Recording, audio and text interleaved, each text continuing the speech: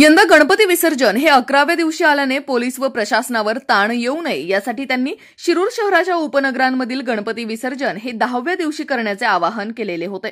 तसेच गणपती विसर्जन व ईद ही देखील एकाच दिवशी आल्याने पोलीस व प्रशासनाने मुस्लिम बांधवांना त्यांचा सण हा या दिवशी न करता दुसऱ्या दिवशी करण्याचे आवाहन केले होते। त्यालाही शिरूर शहरातील मुस्लिम बांधवांनी सहमती दर्शवली होती। त्यामुळे ऐतिहासिक अशा शिरूर घोडनदीमधील हिंदू व मुस्लिम बांधवांचे ऐक्य पुन्हा एकदा दिसून आले।